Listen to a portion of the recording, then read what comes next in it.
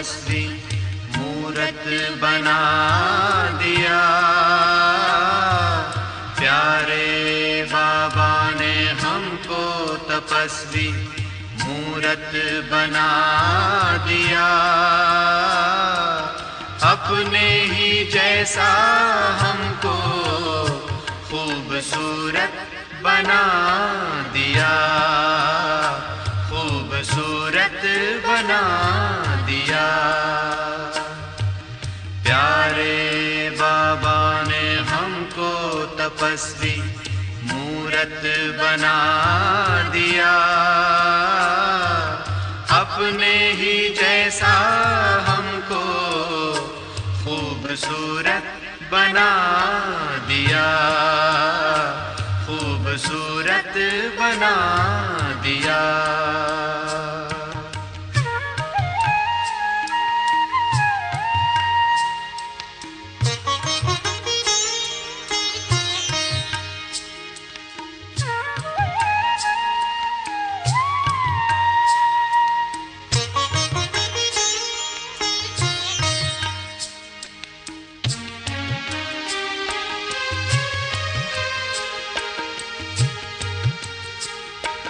इस संसार की फिर से समस्या मिटाने आया धरा पर वो तपस्या कराने।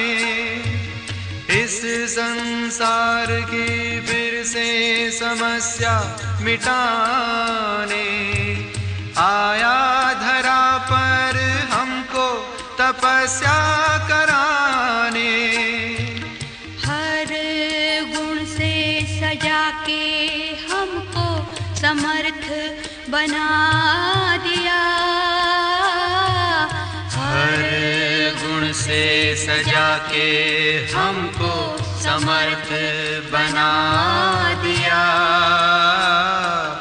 अपने ही जैसा हमको खूबसूरत बना दिया, खूबसूरत बना दिया।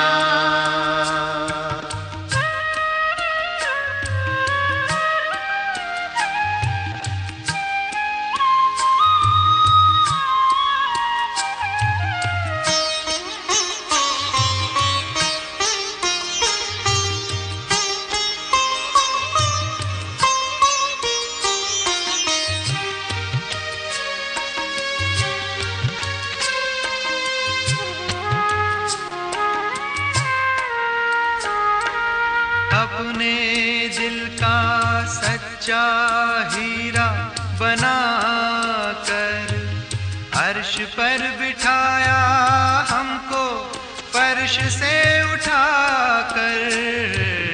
अपने दिल का सच्चा हीरा बना कर अर्श पर बिठाया हमको फर्श से उठाकर। पर बिठाकर हर फितरत मिटा दिया। दिल तख्त पर बिठाकर हर फितरत मिटा दिया। अपने ही जैसा हमको खूबसूरत बना दिया, खूबसूरत बना दिया।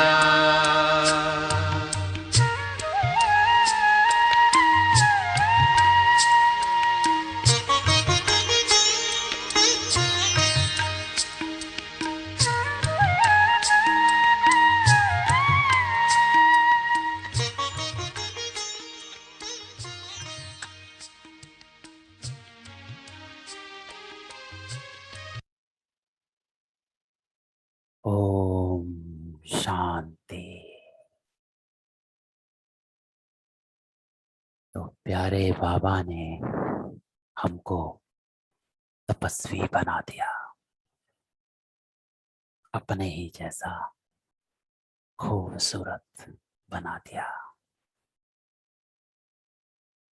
कितना प्यारा गीत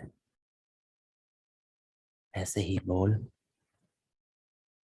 और ऐसा ही संगीत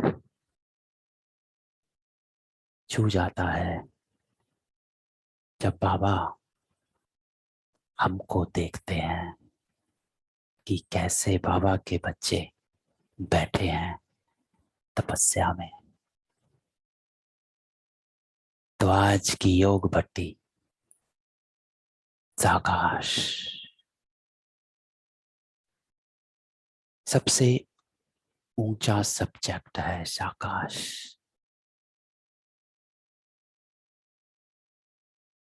elegy, I see your hand is raised. आपका कोई प्रश्न है? सबको आवाज आ रही है? नहीं है, ठीक है। तो सबसे ऊंचा सब्जेक्ट है साकाश।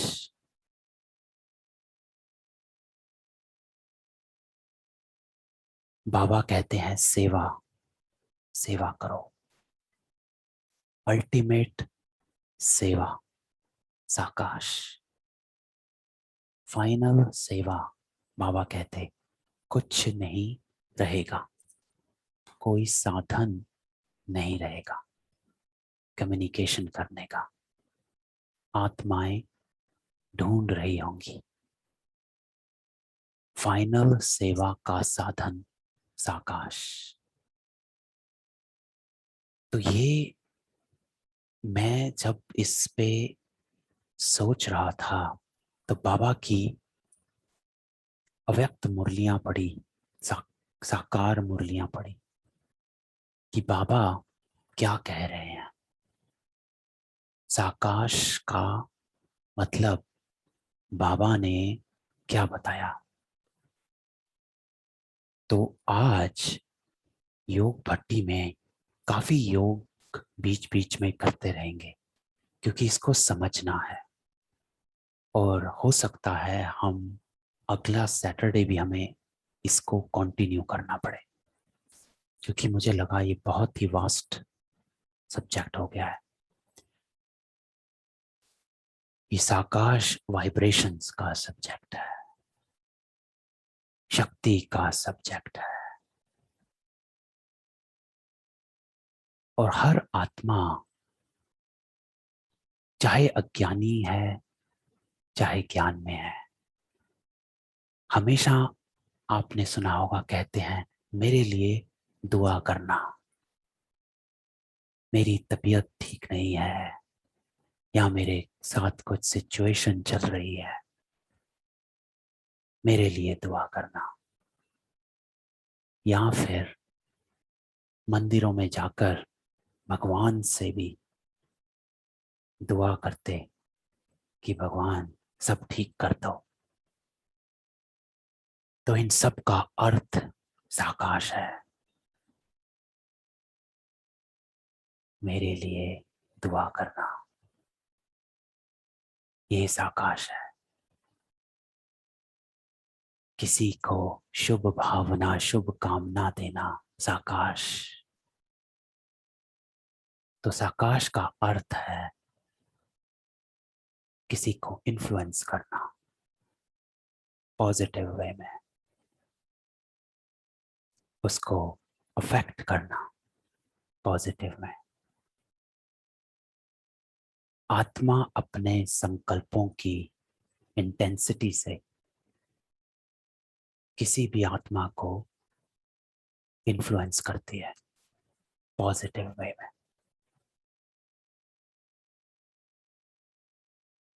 और अब ये देखो कि बाबा ने साकाश शब्द दिया क्यों था। इसको मैं स्टडी कर रहा था अव्यक्त मुरलियों में, तो उसमें ये निकला कि बाबा ने साकाश शब्द इसलिए दिया, और ये बहुत इंपॉर्टेंट है, कि हम आधार हैं, सपोर्ट इस विश्व की आधार है। और जो आधार होते हैं फाउंडेशन है। हमेशा आपने ये शब्द सुना है, बाबा कहते हैं मुरलियों में आप फाउंडेशन हो, जड़ हो, जड़। तो फाउंडेशन के अंदर, जड़ के अंदर वो संस्कार होने चाहिए। ये रोल है, जैसे बाबा कहते हैं पार्ट प्ले कर रहे हो, आपका पार्ट हीरो हीरोइन का पार्ट है। तो ये रोल है विश्व की आधार मूर्त, to support the world family.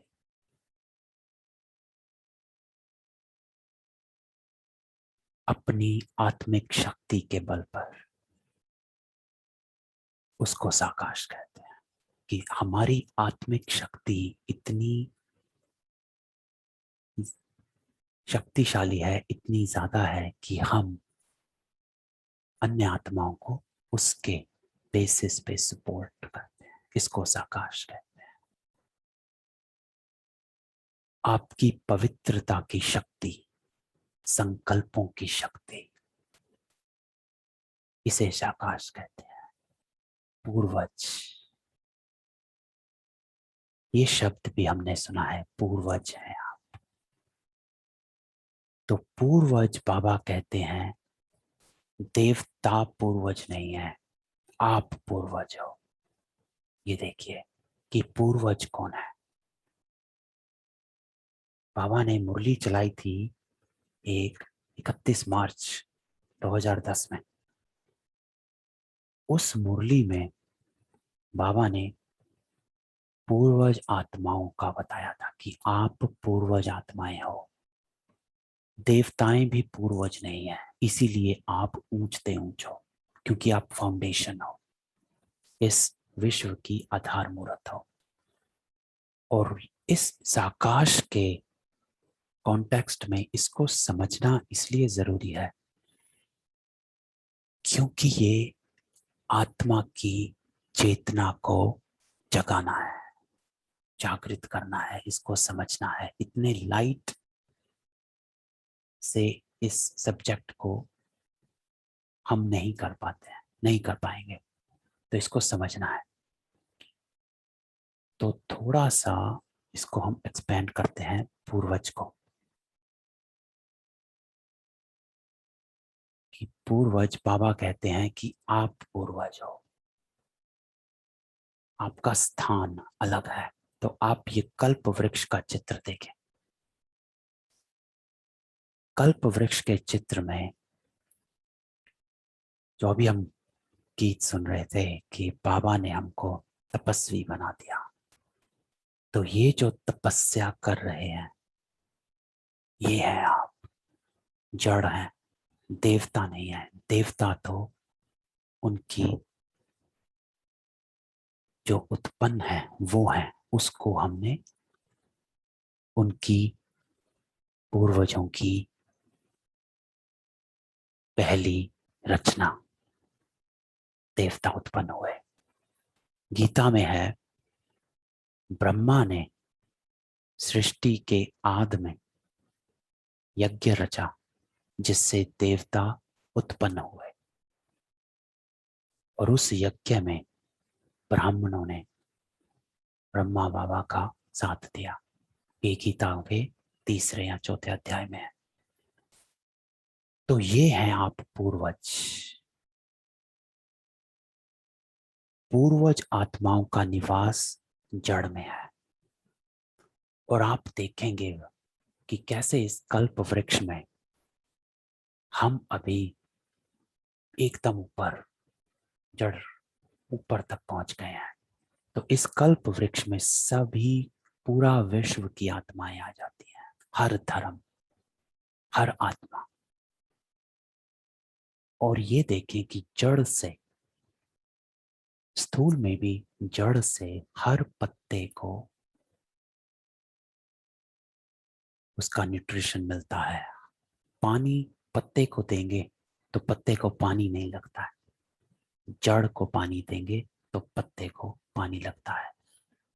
पेड़ के सबसे ऊपर एक पत्ता भी है, आप उसको यूं पानी नहीं दे सकते नीचे खड़े होकर, लेकिन आप अगर जड़ में पानी देंगे वो उस छोटे से ऊपर पत्ते तक पहुंच जाता है। तो ये हैं हम, जड़, इसको हमने अपनी आत्मिक स्मृति में अच्छे से समझना है, जोड़ना है कि हम जड़ हैं। जड़ के द्वारा ही सारे वृक्ष की पालना होती है। बाबा कहते हैं आप पूर्वजों का स्थान जड़ में है। तो आप इस सारे वृक्ष की टाल टालियां, पत्तों की पालना करने वाले, साकाश देने वाले पूर्वज हो, ये हो आप। तो ये साकाश शब्द बाबा ने इस कॉन्टेक्स्ट में हमको दिया ताकि हमारे अंदर वो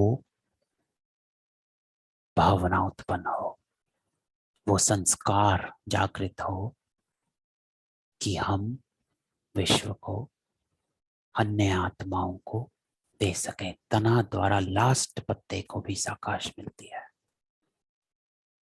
तो अपने को, सारे वृक्ष को साकाश देने वाले अनुभव, ऐसा नशा कि हम पूर्वज सर्व आत्माओं को साकाश दे रहे हैं।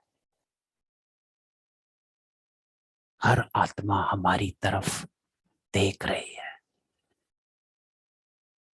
तो ये एक योग की स्थिति है। तो अगर हमें देखें, ये क्लैरिटी हो कि हमारा स्थान क्या है, तो अपनी पहचान से अपने स्थान पर बैठना है। पहले अपनी पहचान से अपने स्थान पर बैठना है, अर्थात ऐसा अनुभव करना है कि हम इस कल्प वृक्ष के जड़ में बैठे हुए तपस्वी आत्माएं, फाउंडेशन।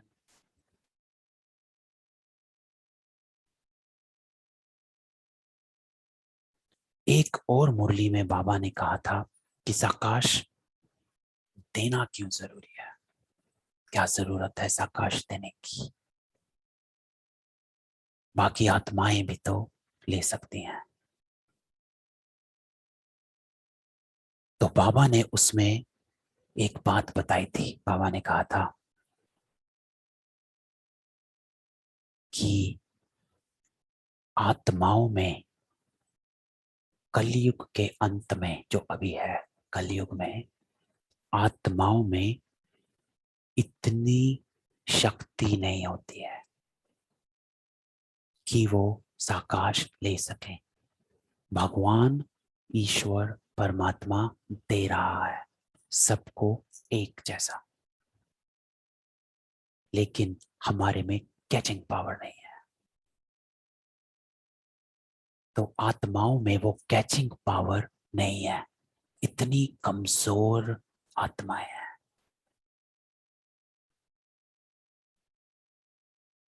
तो इसीलिए आप यहाँ पर होती है ना, जैसे एक्सटेंशन कोड होता है, तो आपको वो एक्सटेंशन कोड बनना है कि उन आत्माओं को जोड़ना है।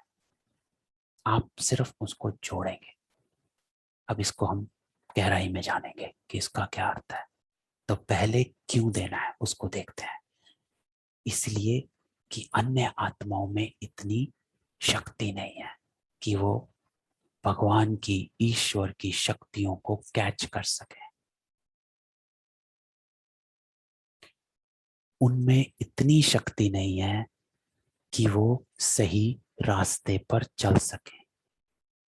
आपको पता है, जानने के बाद भी, इस ज्ञान में आने के बाद भी, इस ज्ञान की समझ लेने के बाद भी कुछ आत्माएं इस पे चल नहीं सकती हैं, वापस हट जाते हैं या छोड़ देते हैं। क्यों छोड़ देते हैं? शक्ति नहीं है। They don't have that power. तो ये हमारा काम है। इसीलिए बाबा ने हमको ये साकाश शब्द दिया कि ये है, आपको अपनी आत्मिक शक्ति से उन आत्माओं को बाबा की शक्तियों को दिलवाना है।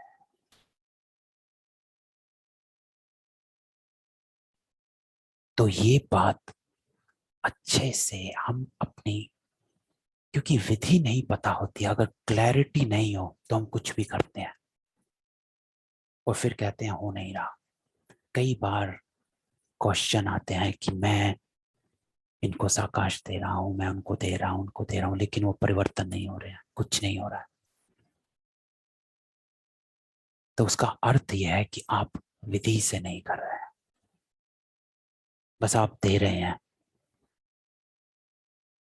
लेकिन दूसरी बात जो बाबा ने ये बताई कि आप आत्माएं, जो हम आत्माएं हैं,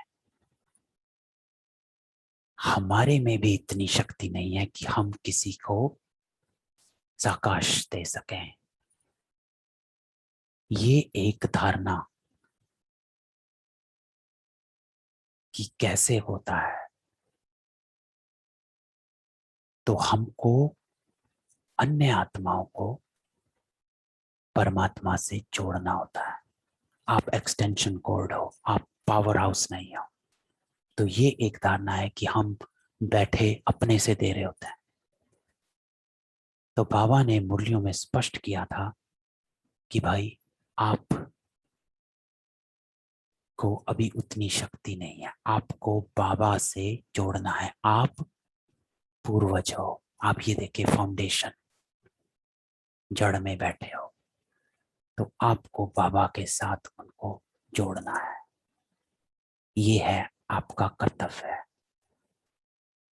तो बाबा से कनेक्ट करना है, ये हमारा काम है।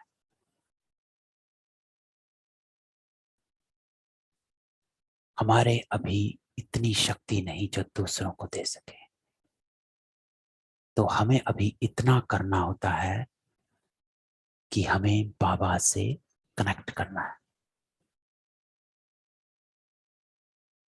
बाबा साकाश देते हैं, लेकिन हम ऐसा जोड़ कर रखते हैं कि बाबा साकाश देते रहे। इसका ध्यान देना है कि कैसे देना है। साकाश आत्मा को मदद करती है कि उस आत्मा को शक्ति मिले। हमको रोज किसी ना किसी का फोन आ जाता है, या कोई भी परिवार में किसी की तबीयत ऊपर नीचे, तो उस आत्मा को साकाश देना, उस आत्मा को शक्ति मिले। बाबा की मदद लेनी होती है, हमको बाबा की मदद लेनी होती है। उस आत्मा को बाबा का नहीं पता, पहचान नहीं है, तो हमको बाबा की मदद लेनी है। तो एक कदम हम बाबा का आवाहन करते हैं, तो 1000 कदम बाबा का साकाश उस आत्मा तक पहुंच जाता है।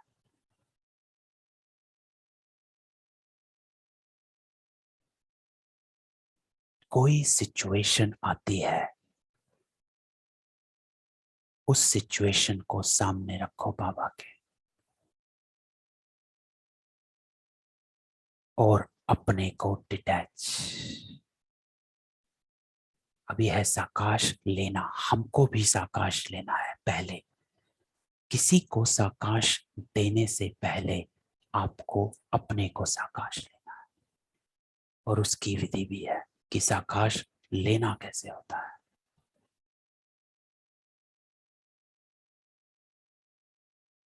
तो ऐसे योग में जब बैठें, इतना नजदीक अनुभव करें, जो बाबा का साकाश मिल सके, उसको कैच कर सके।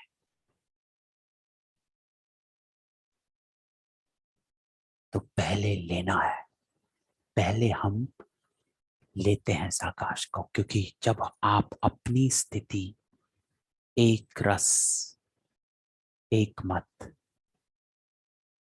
एक स्थिति में स्थित हो जाते हैं, तो आप बाबा से कनेक्शन जोड़ते हैं, आपको साकाश मिलता है। उसकी विधि।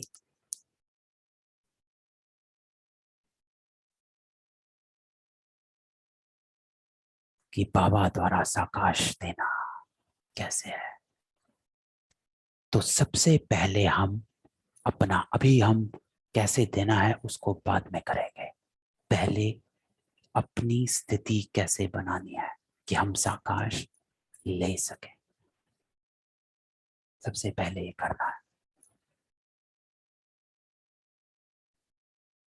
तो 3 स्टेजेस हैं, 3 स्टेजेस। उन 3 स्टेजेस से हमें अपने को पार करना है, तब हम उस स्टेज पर पहुंचते हैं जब हम बाबा से कनेक्ट हो जाते हैं।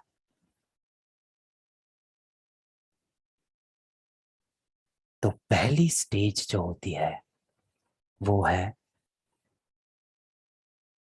अपने देह भान से परे, देह अभिमान से परे, विकारों से परे। यह है साकार में, इस शरीर में साकार में अपनी स्टेज को बनाना है। तो देह अभिमानी स्टेज है पहले। 3 स्टेजेस हैं, पहले मैं बताता हूं। एक है देह अभिमान से परे, दूसरी है अशरीरी अवस्था, और तीसरी है विदेही स्थिति। ये तीनों अलग हैं। कई बार ये कंफ्यूजन है कि तीनों एक ही हैं। नहीं, बहुत अंतर है तीनों में, और एक स्टेज दूसरी का आधार है। देह अभिमानी स्थिति, देह से न्यारी स्थिति, एक है अशरीरी और एक है विदेही।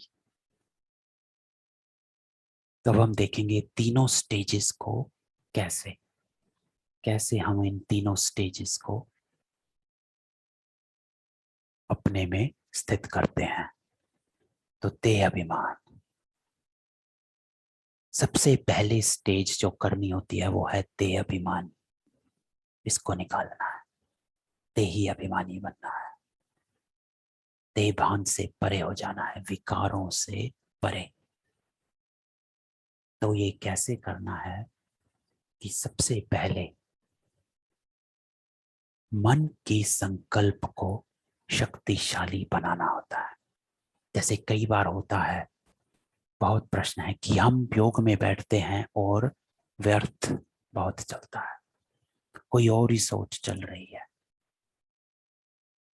कोई और बात ध्यान में आ रही है, किसी आत्मा का ध्यान आ रहा है या कोई सिचुएशन ध्यान आ रही है, कुछ इधर उधर की बातें योग में बैठते ही शुरू हो जाती हैं।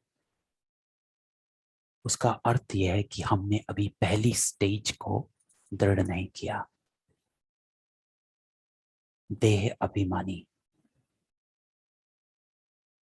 तो पहले मन के संकल्प को शक्तिशाली बनाना है, विकल्पों को, व्यर्थ संकल्पों को ज्ञान योग से मोड़ना है। यह है विधि। व्यर्थ संकल्पों को ज्ञान योग से मोड़ना है, मन को मोड़ना है।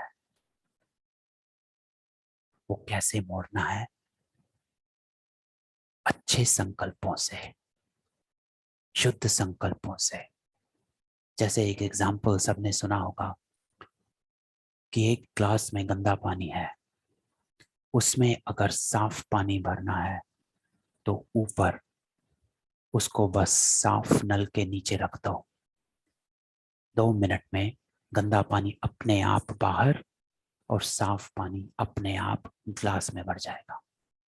आप ये करके देख सकते हैं, बिना कुछ करे सारा गंदा पानी अपने आप बाहर, साफ पानी अंदर। तो ऐसे ही अच्छे संकल्पों से, इसको कहते हैं व्यर्थ संकल्पों को ज्ञान योग से मोड़ना।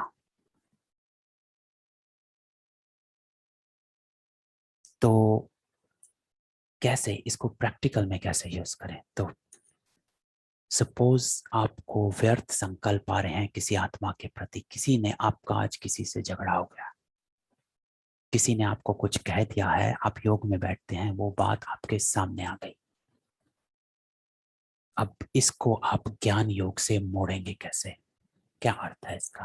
क्योंकि सुनते सभी हैं और कहने वाले भी कहकर चले जाते हैं, लेकिन समझ नहीं आता है कि भाई करना क्या है।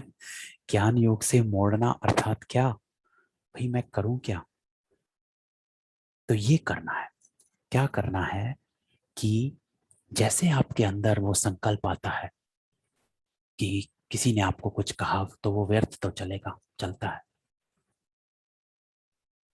तो अपने अंदर संकल्प ये भरना है कि सबसे पहले उनको हल्का करना है। कैसे हल्का करना है संकल्पों को? उन संकल्पों को मोड़ना कैसे है कि आप में एक विचार, एक संकल्प अपने में डालो कि सबका कल्याण हो, सबका भला, रहम वाले बनो। मैं रहम दिल आत्मा हूं, मुझे सबका कल्याण करना है, सबका भला करना है। अज्ञानी आत्माओं को या ज्ञानी सबको मैं पूर्वज आत्मा, मुझे सबका भला करना है। तो ये होता है संकल्पों को मोड़ना, कि आप उस रहम की, क्षमा की दृष्टि से अगर उस बात में आएंगे कि किसी का चल रहा है, लेकिन आप तुरंत उसको मोड़ेंगे कि आप ने उनका कल्याण करना है। कल्याण की दृष्टि, कल्याण की वृत्ति इसको कहते हैं, कि उसका कल्याण हो, अर्थात वो अपने विकारों के वशीभूत है। तो परमात्मा शक्तियों से उनके विकारों को मुझे मोड़ना है। ये संकल्प हम अगर सामने लाएं तो हमारा वो जो व्यर्थ का है वो मुड़ जाता है। इसको कहते हैं मोड़ना। वो मुड़ जाता है।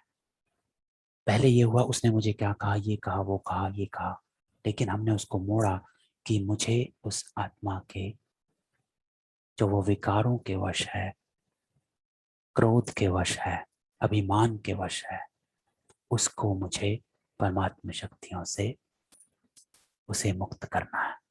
ये मेरा कर्तव्य है। अपने कर्तव्य को याद करो, तो उसे उसी वक्त आपका संकल्प मुड़ जाएगा और उस आत्मा की तरफ रहम का, क्षमा का वो बन जाएगा। और ये मैंने प्रैक्टिकल में अनुभव करके देखा है, यूज किया है, काफी बार यूज किया है। और फिर जैसे ही हम ये सोचते हैं कि मुझे अपने संकल्पों से उस आत्मा को मुक्त करना है, उसके विकारों से, मेरा कनेक्शन बाबा को याद करने में जुड़ जाता है। क्योंकि मैं तो कर नहीं सकता, मुझ आत्मा में तो ये शक्तियां है ही नहीं। ये बात भी अपने अंदर धारनी है कि मुझ में वो शक्ति नहीं है। क्योंकि आप अगर बैठकर खुद ही सोचने लग जाते हैं ओ उस आत्मा को शक्ति मिले, आप में नहीं है, तो फिर आप तुरंत विकारों में फिर चले जाएंगे, व्यर्थ विचारों में चले जाएंगे।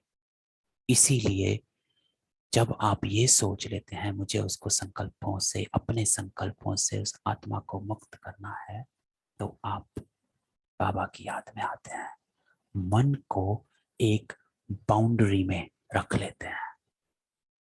आपकी बाउंड्री है बाबा की ये तपस्या।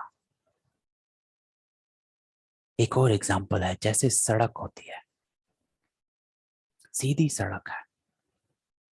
अगर हम सड़क पर, और उसकी डिफाइंड बाउंड्रीज होती हैं, एक दूसरी तरफ मिट्टी होती है, दूसरी तरफ मिट्टी होती है, और एक डिफाइंड सड़क होती है। तो अगर हमें अपनी मंजिल पर पहुंचना है, तो हम अगर सड़क पर सीधा चलते रहेंगे तो हम पहुंच जाएंगे। लेकिन अगर हम सड़क की बाउंड्री को तोड़ देते हैं, अर्थात अगर हम साइड में चले जाएं जहां मिट्टी है, उस तरफ निकल जाएं तो दो काम होंगे। एक तो आप अपने मंजिल तक पहुंच नहीं पाएंगे क्योंकि आप भटक गए।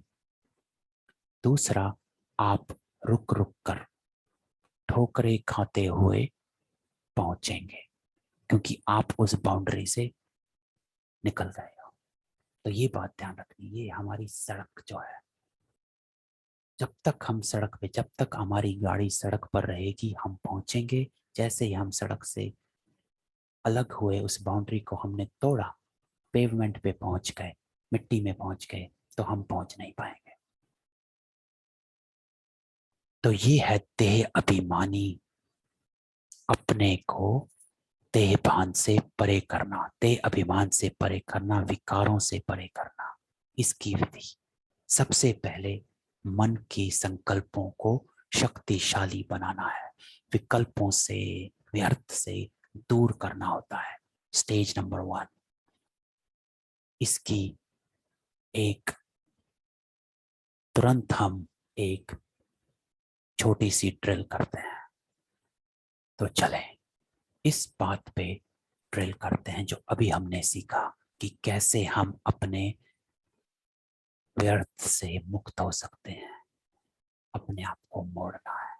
आप भी अभी भी अगर आपके अंदर बैठें और योग में विचार आए तो इस युक्ति को यूज करके देखें। तो चलें एक बाबा की छोटी सी ड्रिल करते हैं और अपने स्थान को देखते रहें बाबा की ड्रिल में। ओम शांति।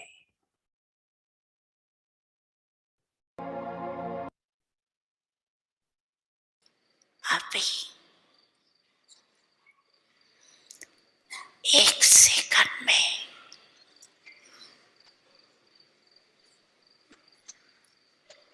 एकदम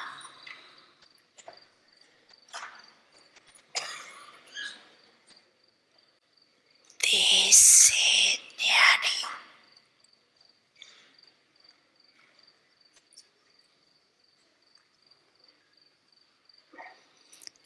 पावरफुल आत्मक रूप में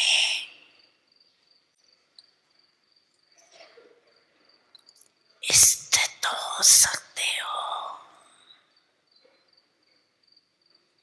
फुल स्टॉप।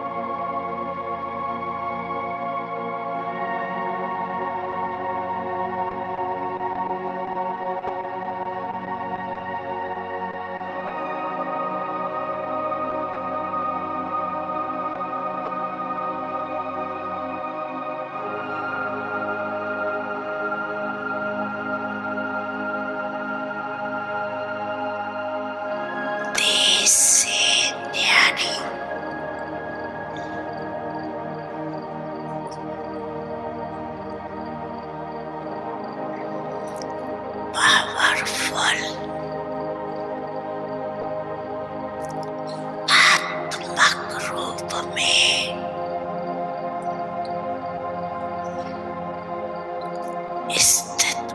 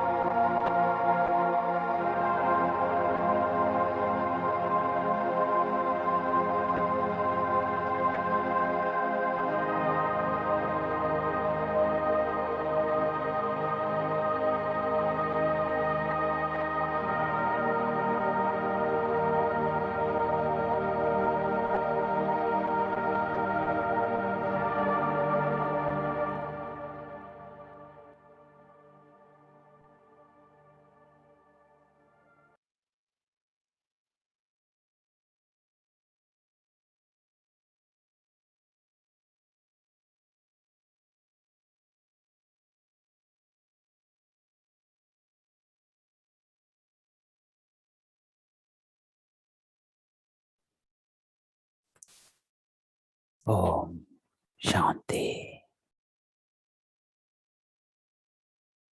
तो पहले मन के संकल्पों को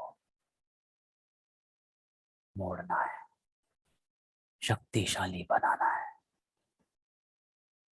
और व्यर्थ से देह अभिमान है विकार। कोई भी तरह के विकारी विचार योग में आते हैं, उनको अपने संकल्पों से मोड़ना है। ये स्थिति में पहले पहुंचना है। दूसरी स्थिति है अशरीरी स्थिति। डिफरेंस बताते हैं दोनों में। अशरीरी स्थिति होती है जिसमें आप शरीर में हो, लेकिन अपने आप को आत्मा समझ, शरीर को साक्षी हो देखना है। ये फर्क है। अपने को साक्षी होकर देखना है, देह से न्यारी अवस्था, अशरीरी। देखो फर्क कैसे है।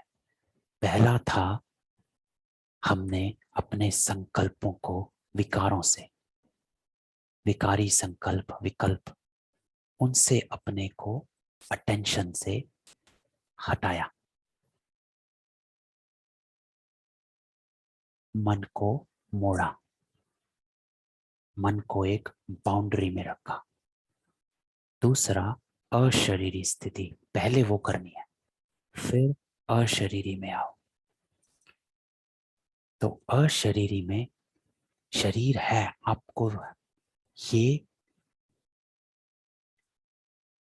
चेतना है कि शरीर है, लेकिन आप अपने आप को साक्षी हो देखते हैं, डिटैच होकर देखते हैं।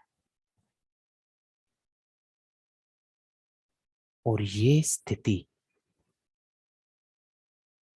साकाश लेने के लिए बहुत जरूरी है। एक बार मुझे याद है दादी जानकी ने ये बात कही थी कि मैं सबसे पहले अपने को साकाश देती हूँ और अपने को, अपने शरीर को सबसे पहले साकाश देती हूँ। सबसे पहले मैंने ये उनसे सुना था। तो मैंने इस पे रिसर्च करी बाबा की मुरलियों से। तो उस मुरलियों में स्पष्ट हुआ कि बाबा कहते हैं कि अपने शरीर को, अपने आप को भी आप साकाश दे सकते हैं, और ऐसे दे सकते हैं कि जब आप अशरीरी अवस्था में आए। अशरीरी अवस्था कि आप अपने शरीर को साक्षी होकर देखें। ऐसा अनुभव,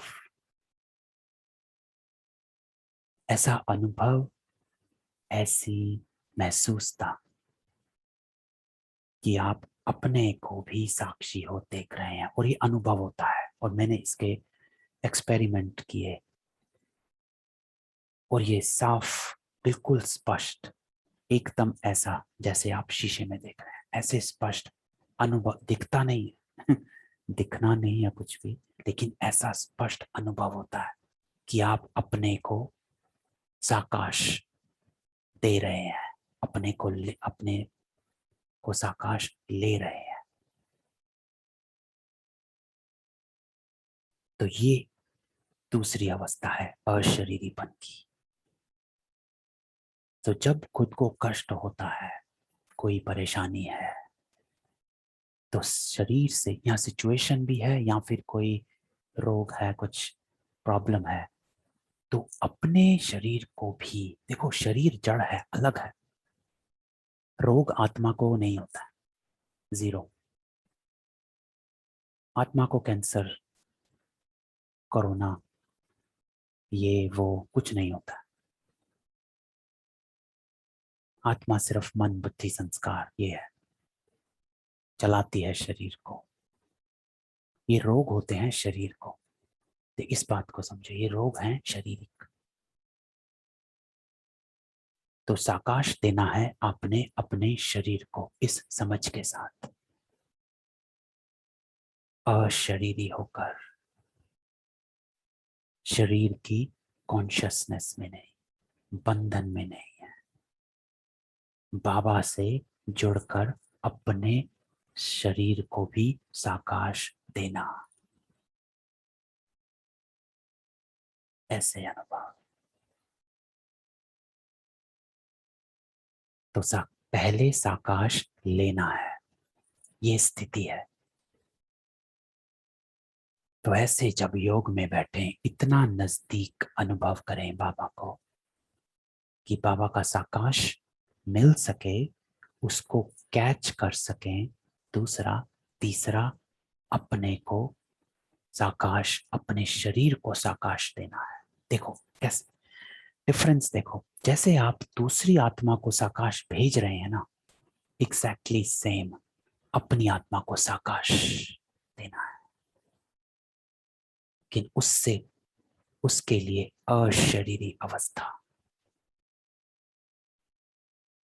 जो डिफरेंट है, जो हमने पहले अवस्था करी, जो अपने आप को हर विकारों से मुक्त करने की करी। तो जब आप योग में बैठे पहले से शुरू करें, फिर दूसरे पे आए, अशरीरी पे। तो ये स्टेप नंबर 2 है, अशरीरी, ताकि हम खुद को साकाश दे सकें। तो ये करना होता है खुद को साकाश देने के लिए।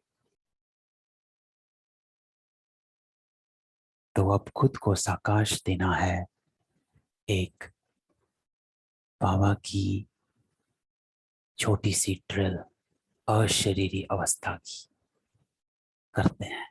देखो हर चीज का अनुभव करना जरूरी है, ट्राई करना, उसको प्रैक्टिस में लाना। तो अब हम एक अशरीरी स्थिति की ड्रिल करेंगे। आप इसको, इसकी विधि इतना अपने में ध्यान रखना है कि हम अपने शरीर को साक्षी हो देखना है। ये हमारा एम है, लक्ष्य है।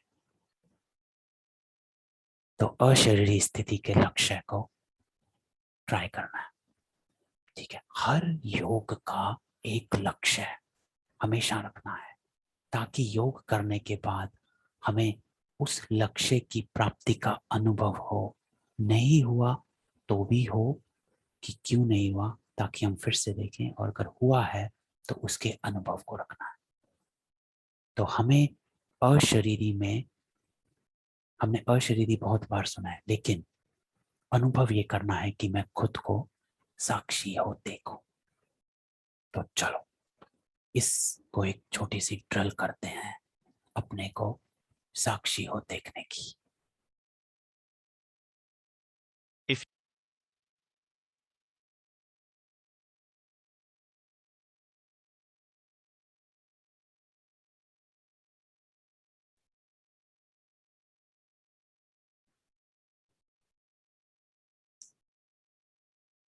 आज से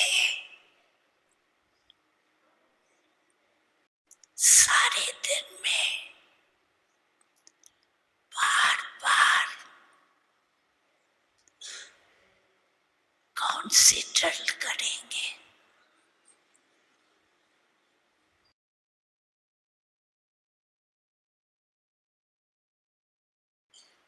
अभी अभी 1 सेकंड में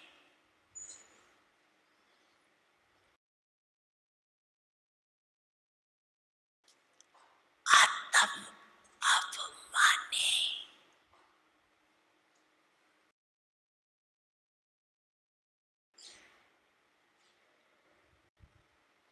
अपने शरीर को भी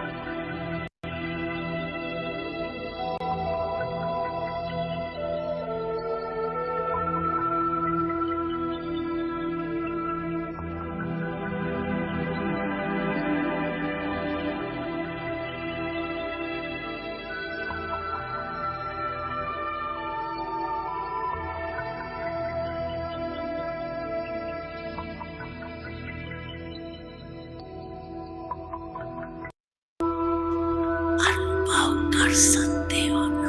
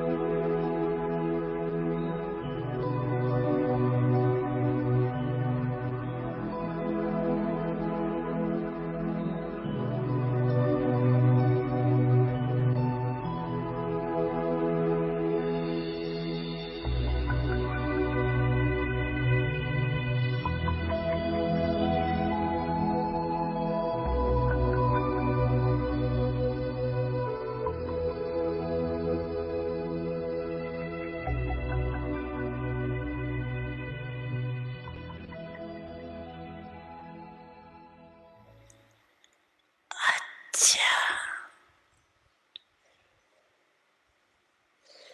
ऐसे ही बीच बीच में सारे दिन में कैसे भी 1 मिनट निकाल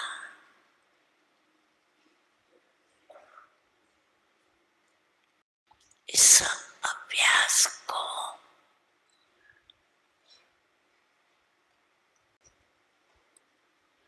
पक्का करते जाए।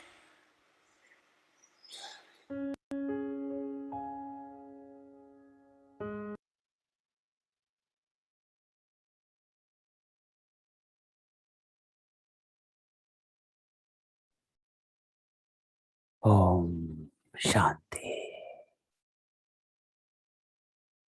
तो दूसरी स्टेज अशरीरी स्थिति। आप देखें कैसे अनुभव में भी अंतर होता है कि जब हम अशरीरी स्थिति का अनुभव कर रहे हैं, उसके पहचान से, समझ से, क्लैरिटी से, तो उस अनुभव में फर्क आता है। जैसे बाबा की ड्रिल में अपने शरीर को देखते हुए भी डिटैच। तो ये साकाश लेने का सबसे पहले हम अपने को साकाश देते हैं, अपने शरीर को साकाश देना है। चाहे कोई भी सिचुएशन हो, शक्तियों का साकाश, हर चीज का साकाश है, क्योंकि ये परमात्मा शक्तियां हैं, किरणें हैं, बाबा की ब्लेसिंग्स जो बाबा देते हैं। तो उसको रिसीव करने के लिए जब तक हमारी स्थिति नहीं होगी, तो हम भी उन साधारण आत्माओं की तरह ही बैठे हैं। योग में तो बैठे हैं, लेकिन हम वैसे ही बैठे हैं क्योंकि हमने अपनी स्थिति नहीं जमाई, तो स्थिति जमानी है। तो ये है अशरीरी। तीसरी है और द लास्ट स्टेज है, वो है विदेही स्थिति।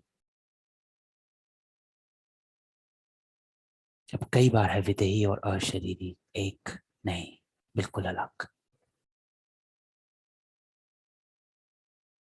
विदेही स्थिति है निराकारी स्थिति, ओरिजिनल स्टेज। बाबा की मुरलियों में मैं पढ़ रहा था, बाबा ने हमेशा, और आपको भी याद है, हमेशा कहा विदेही बाप, कभी भी अशरीरी बाप ये शब्द मुरलियों में आया ही नहीं।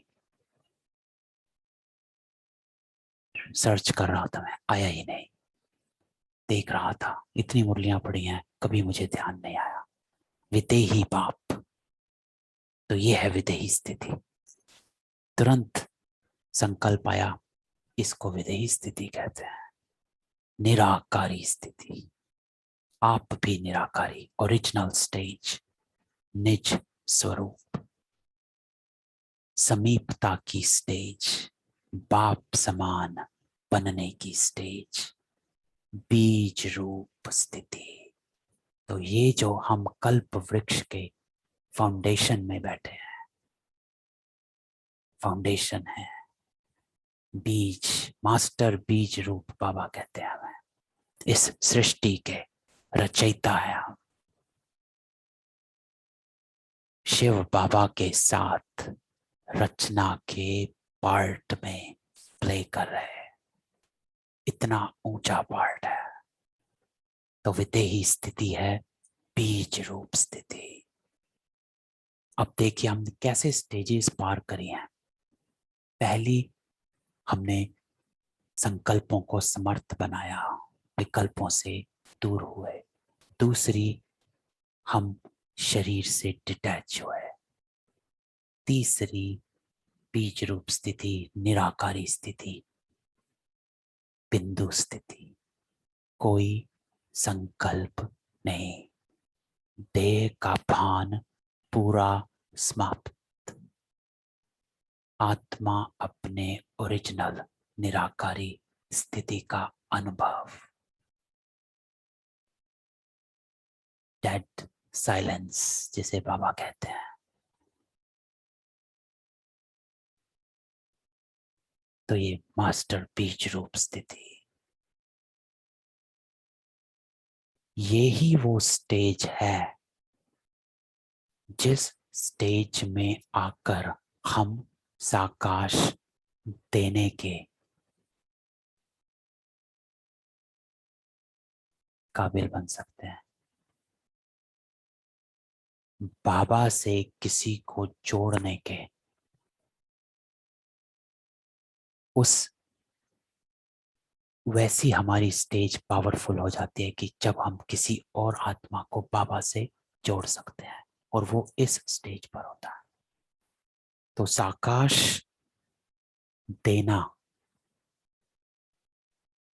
देने से पहले हमें इस स्टेज पर अपने को लाना होता है,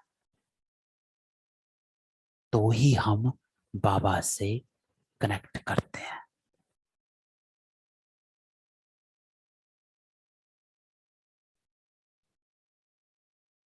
तो तो विदेही स्थिति, निराकारी, बीज रूप, सबसे पावरफुल स्टेज बीज रूप स्टेज है।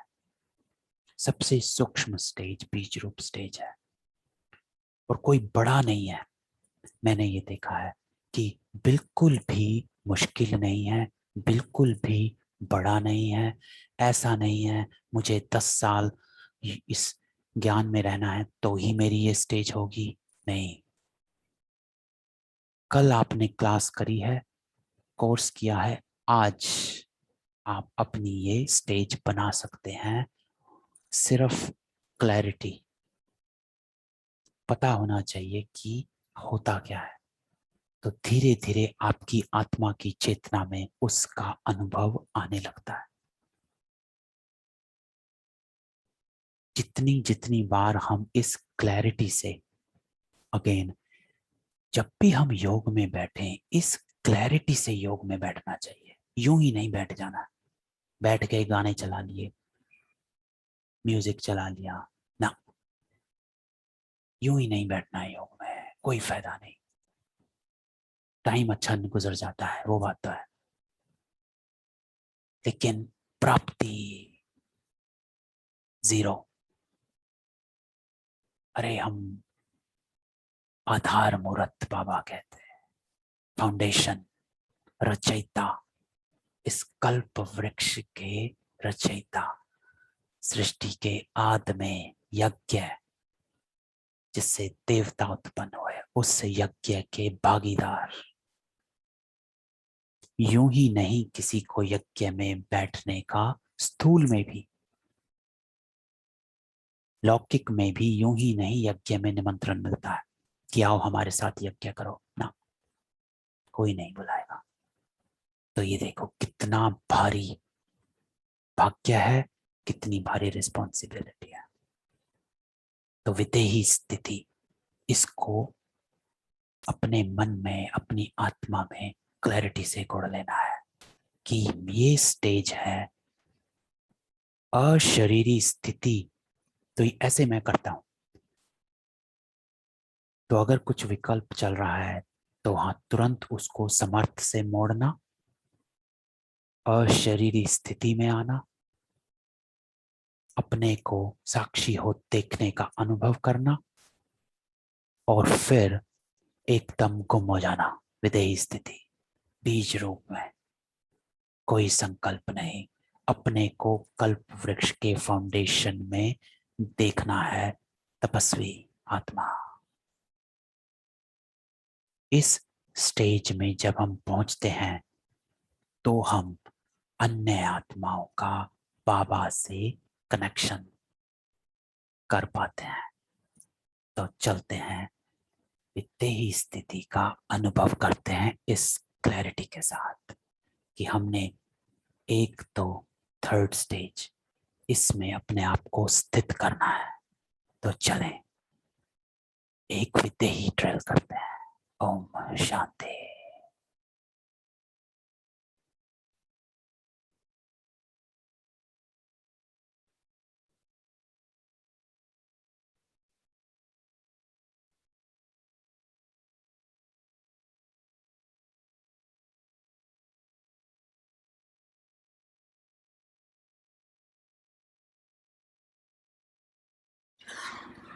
अच्छा बाप कहते हैं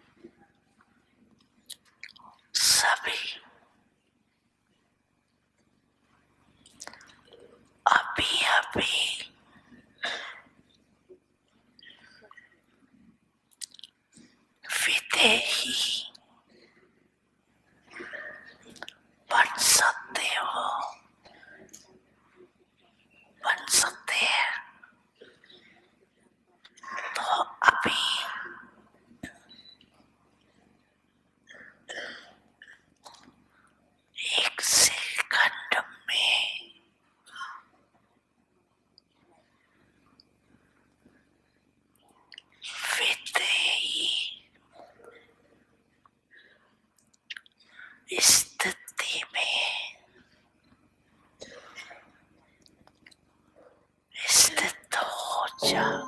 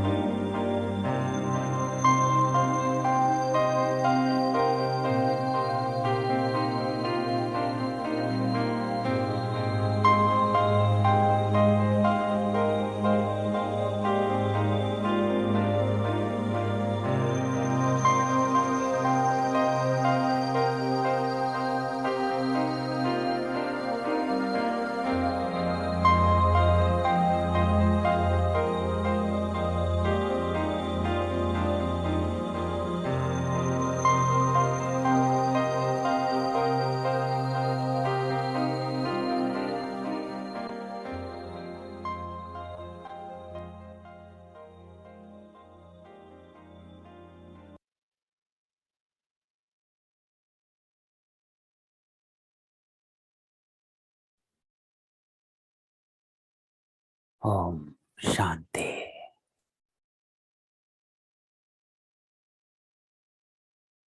तो ये विदेही स्थिति, बीज रूप निराकारी देह का भान पूरा समाप्त। बाबा से कनेक्ट हर तरफ से।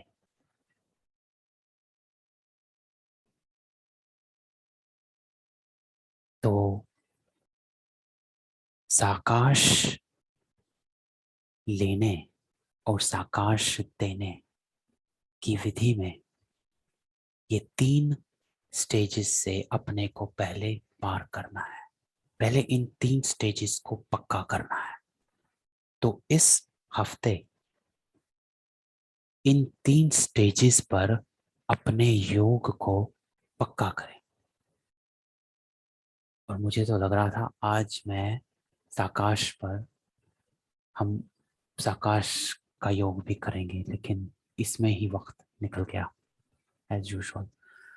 तो अगले हफ्ते हम इसको कंटिन्यू करेंगे। लेकिन हम अगले हफ्ते अब हमें जो ये 3 स्टेजेस को पता चली हैं, इन 3 स्टेजेस का हर दिन तीनों स्टेजेस का एक साथ या अमृत वेले या शाम को जब भी आप ज्यादा टाइम लेकर बैठते हैं, क्योंकि बीच बीच में बैठते हैं तब नहीं होगा, ज्यादा टाइम लेकर बैठ जाते हैं, 30-40 मिनट का 1 घंटे का योग,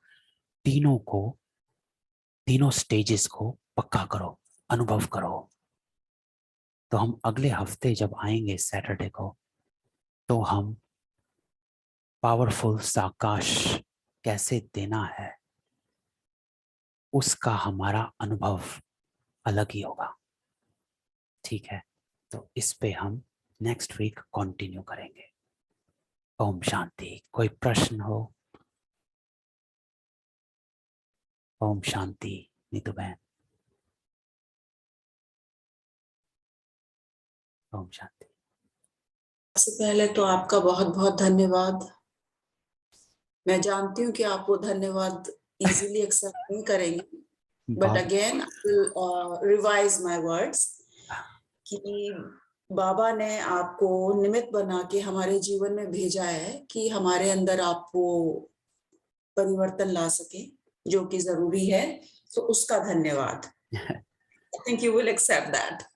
अरे मैं बताता हूँ मुझे कितनी मदद मिल रही है।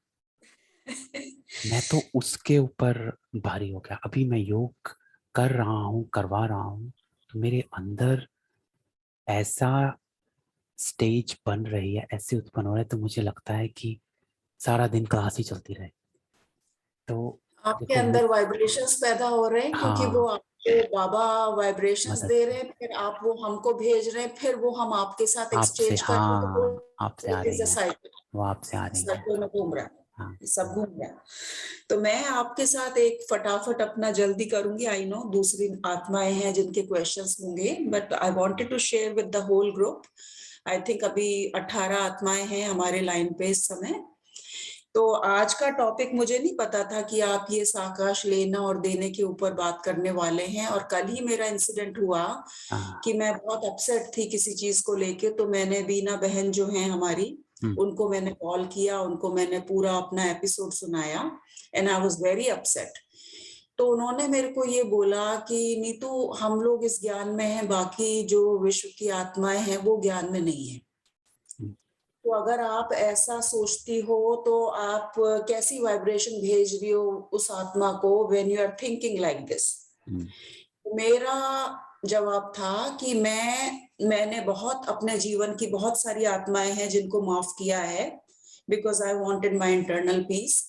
और मैंने बहुतों से माफी भी मांगी है इन 2-3 साल में जब से मैं ज्ञान में आई हूँ, बिकॉज ऑफ कोर्स मैं भी 100% देवता नहीं हूँ। मैंने भी गलतियां करी है, मैंने भी दुख पहुंचाया है लोगों को indirectly, unknowingly. So but I am in ज्ञान, मुझे अब पता है कि मैंने उनको दुखी किया है, तो मैंने उसका माफी भी मांगी है। तो कल का जो हमारा था एपिसोड, उसमें बीना सिस्टर ने जब मेरे को बोला कि आप कैसी वाइब्रेशन भेज रहे हो, साकाश भेजो उनको। तो मैंने उनको बोला कि मैं ये आत्मा, उन्होंने जब कहा ना कि आपके वाइब्रेशंस कैसे मिल रहे होंगे इस आत्मा को, तो मेरे मुंह से एकदम से निकला अननोइंगली कि जिस आत्मा का जमीर मरा हुआ है उस आत्मा को कोई वाइब्रेशंस मिलते ही नहीं है। So no matter what I'm talking about that आत्मा, उनको कोई वाइब्रेशन नहीं मिल रहे क्योंकि उनका जमीर मर चुका है। तो आज ही देखिए, आपने ये जब ये टॉपिक पे बात करी तो मेरे आंखों से आंसू गिरने लगे।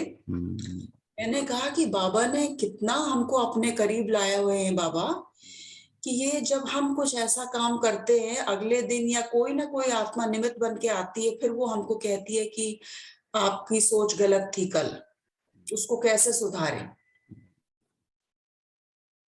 जो आत्मा जिसके लिए मैं कह रही हूँ कि उसका जमीर मर चुका है, वो आत्मा इतनी कमजोर है कि उसको वाइब्रेशंस नहीं मिल सकते, लेकिन आप अपनी सीट से कैसे उतर गए क्यों नहीं पता चला। देखो कि आज देखो कैसे आज डिस्कस, बाबा ने मुझे एहसास दिलाया। I आज didn't know कैसे that.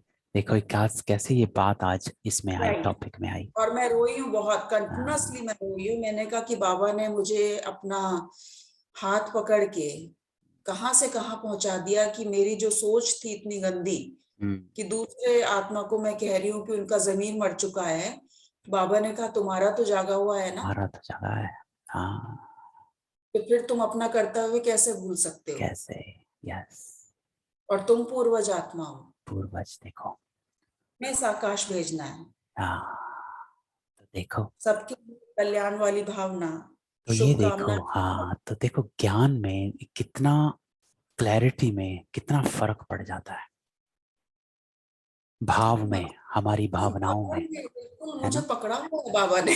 हाँ, देखो कैसे फर्क पड़ता है, भावनाओं का फर्क पड़ जाता है। राइट, भावनाओं को। तो मैं I will be quick, I know औरों के हाँ, क्वेश्चंस होंगे। तो आज मैं अमृत वेले के टाइम पे उठी और मेरा ये संकल्प एकदम से मन में आया। बीना सिस्टर ने कहा कि ये हमारा टाइम है कार्मिक अकाउंट्स को खत्म करना, बढ़ाना नहीं है। हाँ, तो साकाश भेजो सबको।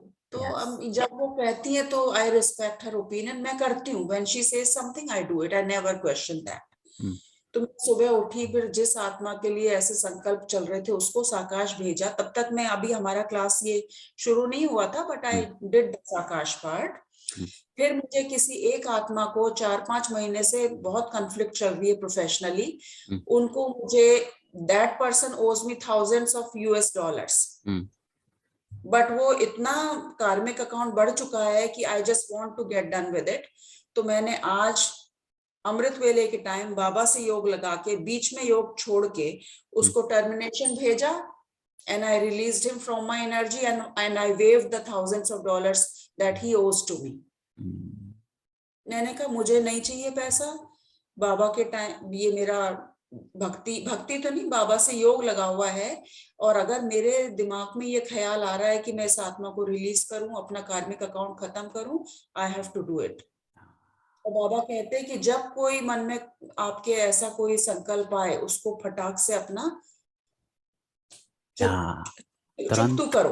तुरंत दान महादान। हाँ, महादान। और वो So, उसका प्रत्यक्ष फल, देखो राइट, उसका प्रत्यक्ष फल ये होता है कि एकदम आत्मा हल्की हो जाती है उसी वक्त। आत्मा हल्की हो गई सुमीर भाई, बिल्कुल हल्की हो गई। ये इसको कहते हैं तुरंत दान महादान, और प्रत्यक्ष फल ये होता है। इतनी नेगेटिव एनर्जी चल रही थी, बैक एंड फोर्थ। अभी मेरी आत्मा इतनी फ्री हो गई, like I feel like very light. मैंने कहा मुझे चाहिए नहीं, वो पैसा मेरे अकाउंट में आना था, मैं उसको पैसे को लेके क्या करूंगी। Yes, I am fine. Yes, यही होता है। तो मैंने वो अपना अकाउंट सेटल किया। फिर कुछ लोग ऐसे हैं जिनका मुझे ऐसा लगता है कि they need some monetary help. I am not a millionaire, I am still struggling, but again मैं जितना उनके पास भेज सकती थी, मैंने बैंक ऑफ अमेरिका के अकाउंट से आज उनके अकाउंट में पैसा ट्रांसफर किया है। तो what I am trying to say is, I am not saying that I am a very beautiful soul और blah blah blah. What I am trying to say is कि इस ज्ञान में आने के बाद मेरी आत्मा जो भगवान ने या बाबा ने झजोड़ी है, बिल्कुल हिला दी है, वो मतलब आई कैन फील इट। यही, यस, यही परिवर्तन है, इसीलिए तो है हम भाई, ऐसे ही तो नहीं हम जड़ में बैठ जाते हैं, ऐसे ही फाउंडेशन नहीं है। तो त्याग, Sumit, thank you तपस्या। so much for listening for all this, हाँ, but I want to share my experience, जिससे कि जो अभी नई आत्माएं ज्ञान में आई हैं और अगर उनके मन में ऐसा कोई संकल्प आता है तो वो संकल्प आप लेके ना बैठे, उसको फटाफट हाँ, एक्शन में लाएं।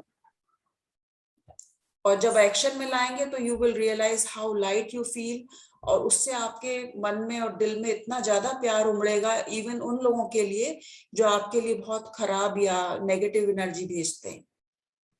और बीना आपको, sister, thank you so much हाँ, कि आपने कल मेरे को बोला कि आप कैसी एनर्जी भेज रही हो, एंड आई रियलाइज्ड आज ही और बाबा ने कहा कि आप पूर्वज हाँ, आत्मा। और देखो उसी से ही जब आप ये करेंगे तभी आपको अपनी उच्च स्थिति का अनुभव तब होता है। इसको कहते हैं उच्च स्थिति का अनुभव होना। यूं तो पता है हम उच्च आत्मा है, लेकिन अनुभव तब होता है जब आप ऐसा श्रेष्ठ कर्म करते हैं, आत्मा हल्की हो जाती है और आप उड़ने लगते हैं। राइट। ओम सो शांति।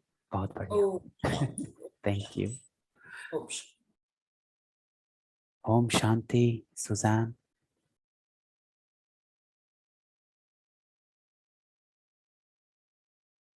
ओम Shanti. I unmuted you.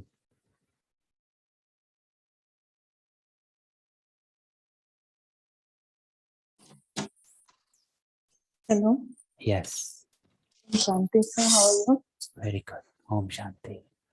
All right, आवाज नहीं आ रही आपकी।